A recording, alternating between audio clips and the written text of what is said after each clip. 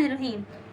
پہلا پارہ آیت نمبر 101، بسم اللہ الرحمن الرحیم۔ اور جب ان کے پاس ایک پیغمبر آئے اللہ کی طرف سے جو تصدیق بھی کر رہے تھے اور اس کتاب کی جو ان لوگوں کے پاس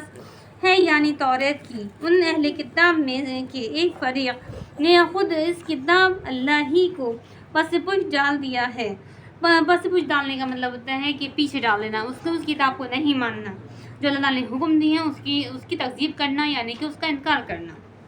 جیسے ان کو گویا اصلاح علم ہی نہیں، جیسے اس کا ان لوگوں کو علم ہی نہیں، یعنی کہ جو اللہ تعالیٰ نے ان کو کتاب اتاری ہے اس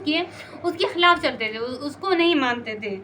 جیسے کہ ان کو اس کتابوں کو علم ہی نہیں۔ اور انہوں نے ایسی چیز کا یعنی سحر کا اتباع کیا جس کا چرچا کیا کرتے تھے شیاطین یعنی خبیث جن۔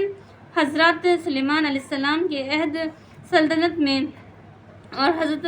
سلیمان علیہ السلام نے کفر نہیں کیا، مگر ہاں شیاطین کفر کرتے تھے، اور حالت یہ تھی کہ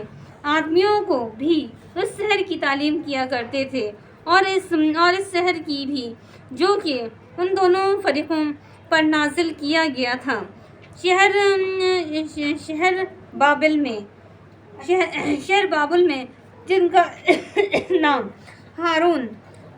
ہاروت اور ماروت تھا، اور وہ دونوں کسی کو نہ بتلاتے جب تک یہ نہ کہہ دیتے تھے کہ ہمارا جو بھی ایک امتحان ہے سو تو کہیں کافر مت بن جاؤ کہ اس میں پھنس جاؤ، کافر مت بن جاؤ، اس میں پھنس جاؤ۔ سو بعضی لوگ ان لوگوں سے اس قسم کا سحر سیکھ لیتے تھے جن کے ذریعے سے عمل کر کے کسی مرد اور اس کی بیوی میں تفرق پیدا کر دیتے تھے، اور یہ ساحر لوگ اس کے ذریعے سے کسی کو بھی ضرر نہیں پہنچایا کرتے تھے مگر خدا ہی کے تصدیقی حکم سے، اور ایسی چیزیں سیکھ لیتے تھے جو خود ان کو ضرر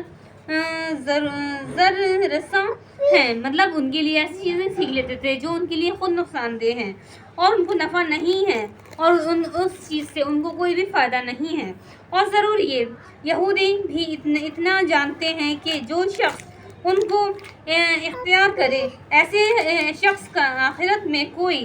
حصہ باقی نہیں، مطلب جو غلط کام کرتا ہے تو آخرت میں اس کا کوئی حصہ نہیں، کوئی اس کو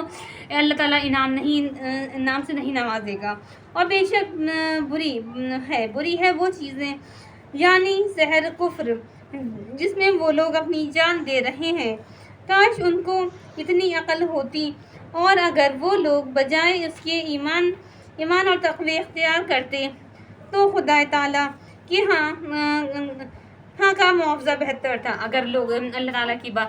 کے حکم کو مانتے، اس کی تعمیر کرتے تو اللہ تعالیٰ کے ہاں کا انعام بہت بہتر تھا، بہت اچھا تھا۔